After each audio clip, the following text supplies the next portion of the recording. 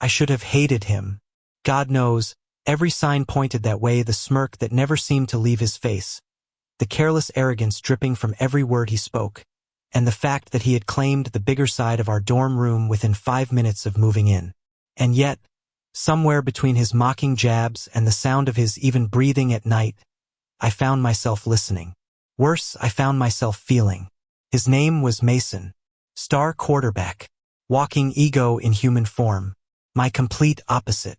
I was Daniel, the quiet scholarship kid from a small town in Ohio.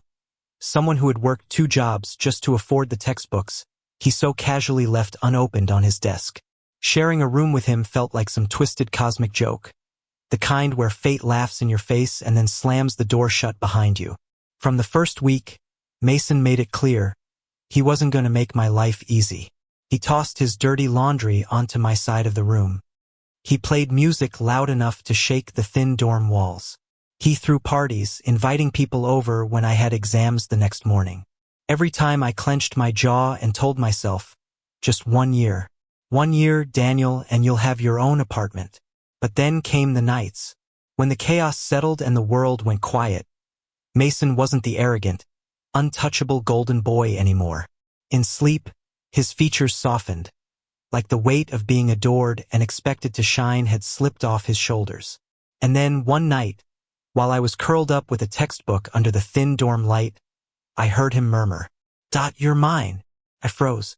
His voice was raw, stripped of the cocky bravado he wore like armor. My chest tightened, my stomach flipped, and before I could stop myself, I turned my head to look at him. Mason, untouchable Mason, was dreaming, lips parting like he was confessing something he'd never say awake. And damn it, I hated that it did something to me. The next morning, he was back to being the same arrogant ass, flexing in front of the mirror, throwing me a smirk that made me want to punch him. "You were up late again, bookworm. Gotta watch those eye bags. Not a good look." I wanted to scream, "You don't get to mess with me in daylight and steal my breath in the dark." But I didn't. I swallowed it down like always. The thing about living with someone is that no matter how hard you try, the walls come down. Slowly, painfully, I started noticing things I shouldn't.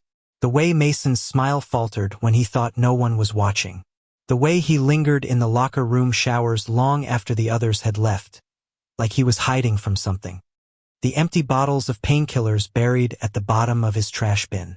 And the whispers, always the whispers at night. Sometimes it was just my name, murmured so softly I wondered if I imagined it. Sometimes it was desperate, like a plea. And once, I swear, his voice cracked with something that sounded like love. The irony was cruel. In daylight, I couldn't stand him. At night, I wanted nothing more than to reach out and touch the truth hidden beneath his skin. One evening, the storm broke. It was late September, the air heavy with the smell of rain and wet leaves. I came back from the library, exhausted, only to find Mason sitting in the dark, a bottle dangling from his hand. His eyes were bloodshot, his usual cocky grin nowhere to be seen. "You ever feel like everyone's waiting for you to screw up?" he asked, his voice slurred, but there was pain laced through it.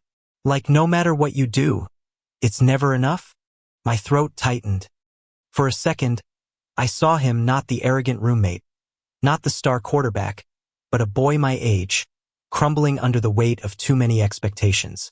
I sat down on my bed, unsure what to say. "Maybe you don't have to be perfect all the time." He laughed, bitter and broken. "Tell that to my dad, or the scouts, or the entire damn campus." He rubbed his face with his hands, and for a fleeting moment, he looked so lost that it hurt to breathe. And then he looked at me, really looked. Something in the silence between us shifted. It was fragile, dangerous, but it pulled me in. I wanted to tell him I heard the things he whispered in his sleep. I wanted to tell him that beneath the arrogance and the swagger, I saw him and that maybe I cared too much.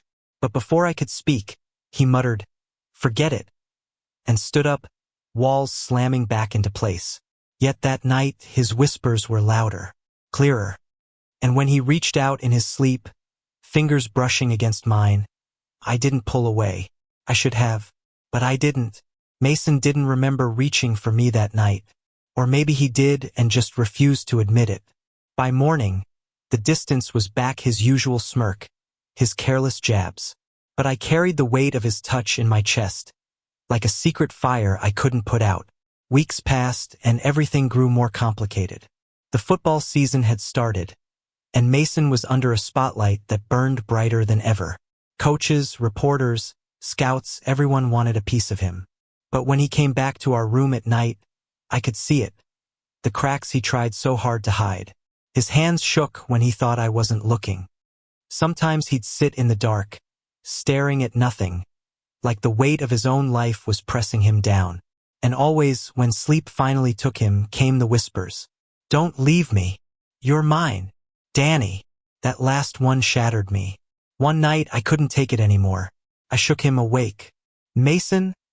I whispered, my voice trembling. You're saying things in your sleep. Do you even know?" He blinked at me, dazed, then scowled. "Jesus, you wake me up for this?" His armor snapped back into place, but too late. I'd already seen the flicker of fear in his eyes. "Why me?" I blurted. "Why do you keep saying my name? Why do you keep—" "Stop." His voice was sharp, but it cracked on the edges. He turned away, jaw tight, fists clenched. "Just drop it, Daniel." But I couldn't. Not anymore. The tension stretched between us like a rope pulled too tight. Days turned into weeks, and I found myself torn between wanting to run and wanting to stay. And then the night came when the rope finally snapped. It was after the big homecoming game. Mason had scored the winning touchdown, the crowd roaring his name like he was untouchable. But when he came back to the dorm, he wasn't celebrating. He was shaking. His eyes were red, his voice hoarse. "I can't do this anymore," he muttered, pacing the room like a trapped animal. "Do what?" I asked softly. "This." He spun toward me, and for once the arrogance was gone. His chest was heaving, his face raw with something I'd never seen before. "Pretend. Hide. Live like I'm not," he broke off, fists tangling in his hair. "I can't keep pretending I don't feel this way about you." The world tilted. My pulse hammered in my throat. "Mason, I know I'm an ass," he rushed on, voice cracking. "I know I've made this hell for you. But every night I close my eyes, and you're there. Every damn night, Danny. And I hate myself for it, but I can't stop." Silence. Heavy, suffocating. My heart was in my mouth. I should have said anything, but all I could do was stare at him. This boy who had been my tormentor, my frustration, and now, somehow, the center of everything I couldn't ignore. So I did the only thing that felt real. I stepped closer. Close enough to see the tremor in his hands. Close enough to hear the ragged hitch in his breath. "You don't have to pretend with me," I whispered. And before he could argue, I kissed him. It wasn't gentle. It wasn't perfect. It was messy, desperate, like two people crashing into each other after being pulled apart for too long. His hands gripped my shoulders, mine tangled in his hair, and for the first time all the tension, all the anger, all the longing found its release. When we finally broke apart, his forehead rested against mine. He was shaking, but his voice was steady. "You're mine, Danny, awake or asleep. I don't care anymore." And God help me, I believed him. The weeks that followed weren't easy. We kept our secret, navigating the dangerous line between roommates and something so much more. There were fights, God, there were fights. Mason was still stubborn, reckless, and arrogant, and I was still guarded and afraid of getting hurt. But there were also nights when he held me like the world outside didn't exist, when his whisper wasn't a dream but a promise against my skin. He wasn't perfect. Neither was I. But together we were something real. And maybe that was enough. The night before winter break, as snow fell softly against the dorm window, Mason pulled me close under the thin blanket we shared. His breath was warm against my ear, his voice low and certain.